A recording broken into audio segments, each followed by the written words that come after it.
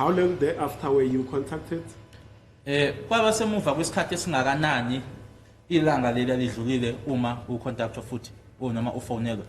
Emangasakhumbuli kahle kwesankantolo kodwa basemuva mhlawumbe ko 2 weeks 3 weeks. Although I can't remember that well, my lord, but maybe about after 2 or 3 weeks. Take it from there then, Mr. Zondo. Elaborate without me asking you too many questions. Take it from there, step by step. What happened? Who called you? Where were you taken? And all of that.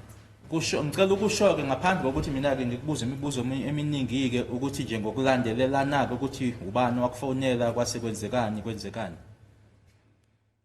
Kosenkantolo engicela ukungidlulisa ngizokubeka kulenge nje. Emva kwale kokuboshwa kwami abe sengilahlekelwa umsebenzi. My lord, may I just request to convey this, which I'm just going to leave hanging. After this, my lord, I lost my job. Yes. Bese ngizoqhubeka nkosenkantolo ke emva kokufonelwa ke sengibuya kule komba yalapha ePitoli. Then, my lord, after coming back from the ID parade here in Pretoria, where I was then contacted. Ngafonelwa umkhari wathi. So sorry, Mr. Zondo, you just raised a pertinent issue about you losing the job. Why is it important that you should mention that fact here in court? Kusemqoka ngani lokhu oqeda ukusho ke ukuthi nje ukushiya nje kulenga. Kusemqoka ngani ukuthi ke ukusho la enkantolo ukuthi ke emuva kwalokho wase ulahlekelwa umsebenzi. Kosenkantolo bengizokufaka ngesikhathi ngeze ngingaphazamiseki emva kokomba movement eyenzeka kwenzakala My lord, I was going to mention it in time so that I do not get disturbed as to what it is that happened after the ID parade.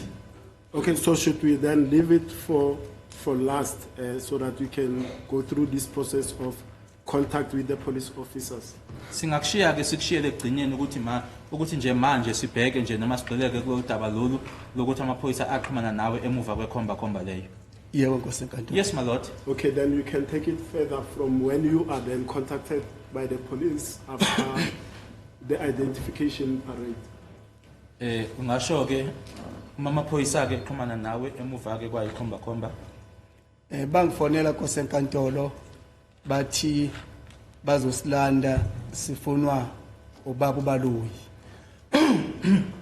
So they contacted us, my lord, and said that they were going to fetch us in that Mr. Baloyi wanted to see us.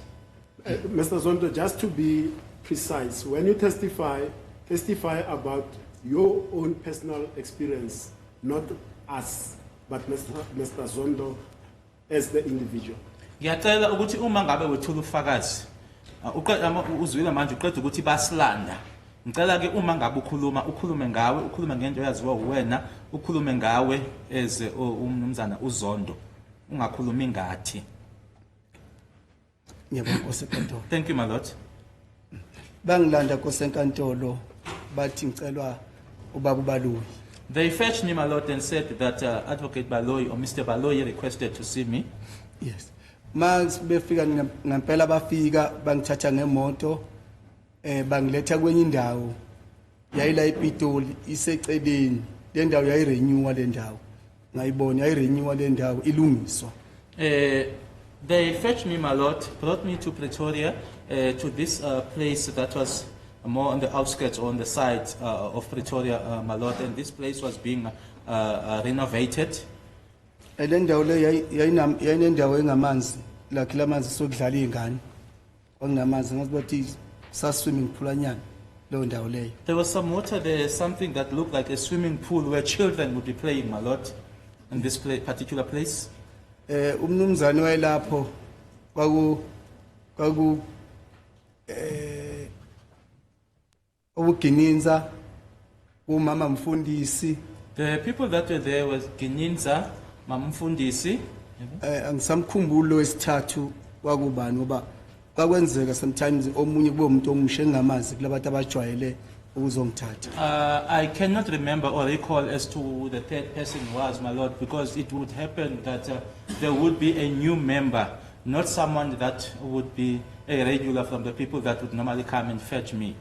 Now, just for clarification, Mr. Zondo, before you proceed, you said you were fetched by they. Who fetched you from where they fetched you? Ushilo ukuthi bakulanda obani laba bakulanda bekulanda la babeyothatha khona kwakubani abayokulanda Umuntu angilandayo kwaku uMabhena noGininza. it was And Mabhena askithi noGinumkhari. Mukhari Mkhari, yes. it was Mabhena and Mukhari says Mukhari Yes, Mkhari. All right, then proceed from where you find these people at that place that you say it was being renovated or something. kuleyo ndawo ke senifikile kuleyo ndawo uthi ke yayilungiswa ke Yes. Mangifika lapha into angitshena uGininza wathi uzongifundela le statement sami. upon arrival there what Gininda told me was that he was going to read out to me my statement Uma esifunda statement ngithi mina I know akusimi lo owekhuluma la lento ebhalwe lapha. when he read out the statement my lord I then said to him no this was not me I'm not the one who said this which is being read out here Okwenza ngisho njalo kwakunemayini ayibhalwe lapha ukuthi angisebenze kuya Rustenburg. Aze ngisebenze eRustenburg kimi. What made me to say that, my lord, there was a particular mine that was recorded there where it was alleged or said that I had worked at this particular mine in Rustenburg. I had never worked in Rustenburg. Suka lapha sethi ke asisilungise uqala phansi ubhala isinye. From there, he then said, let us correct it.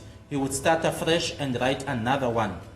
Ngoba le statement isifunwa ubabaloyi. Because the person who wanted this statement was Mr. Baloyi. Asasuka lapho ke saqeda ubhala statement wasesilayishe emotweni wathi usisa kubabaloyi. From there, my lord finished writing the statement. He got us into the vehicle and then said to us that he was taking us to Mr. Baloyi.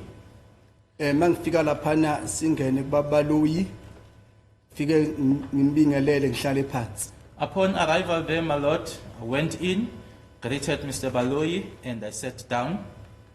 Avula ibhuku lakhe athi uZondo ithi na yebo nguZondo. He opened his book, my lord, and then said to me, are you Zondo?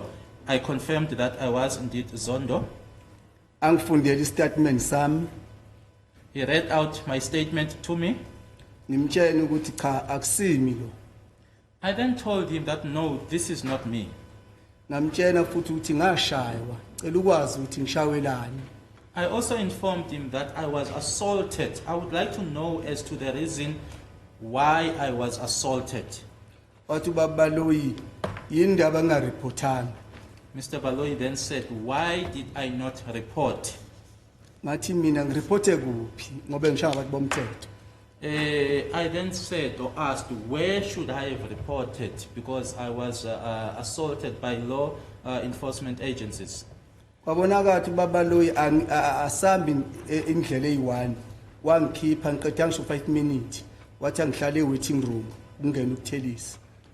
It was evident, my lord, that myself and Mr. Baloyi were not singing from the same hymn book. He then excused me. It was not even 5 minutes. He excused me and asked me to go to the waiting room. And then Buthelezi was called in. Kwabiza Buthelezi? Yeah. Buthelezi was called in. Wathi ngicabanga ukuthi waphela u30 minutes bengaphakathi nokuThelisi. Waphuma uButhelezi, mephuma uButhelezi mathi ngiyasuma ngiyaya. Athi uButhelezi hayi uthi ubabaloyi asambeni. I think they spent about 30 minutes inside there with Buthelezi, my lord. And thereafter Buthelezi got out. When I stood up to go in, then Buthelezi informed me that no, Mr. Baloyi is saying we should leave. Kosenkantolo kufika lapha kufanele ukuthi ngize court ngafonela ukuthi ngizoze court. Ngalolanga lelo ngangaya emsebenzini ngalindela ubaba oyibiza ukuthi umkwena mangaqamba imali. Then, my lord, I was supposed to come to court. I did not go to work on that particular day. I then waited for a gentleman, if I'm not telling lies, called Mukwena. Kosenkantolo lapha yaphela khona ke uxhumana kwami namaphoyisa ngoba ngalolanga ngilindele ukulandwa kwabe sekuthathwa uNdwandwe noButhelezi. That is where the contact then ended between myself and the police, my lord, on that day when I waited, because the people that were taken were Ndwandwe and Buthelezi. I was not fetched. Yes. Enye into enkosi enkantolo engifuna ukuyelula. Uthi ubaba uMkhari ngoba akangifakanga kwi-system weyithupha zami ezimdaka. My Lord, the other thing that I would like to stretch, Mr. Mukhari then said, because he did not place me on the system. Okay. Ngicela nje uqaqule lo gama lemdaka. Esipho somdaka into engcolile. Ingothi ezimdaka, Should we criminal record?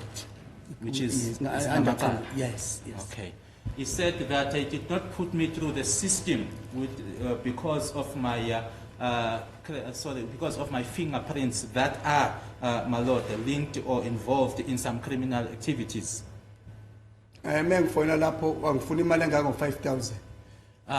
When he contacted me there, my Lord, he requested an amount of 5,000. Ngathi mina nginayo lo mali. I then said, I don't have such an amount. Sikhuluma nje ufona ngefoni yakhe, fonelana. Okay. Wekhuluma efona ngefoni yakhe engifonela. He was using his phone, contacting me. Ayikwagcina lapho nkosi enkantolo. That's where it ended, my Lord. Okay, Mr. Zondo. Now let's clarify your testimony on this aspect. You said you meet Brigadier Gininda, Sergeant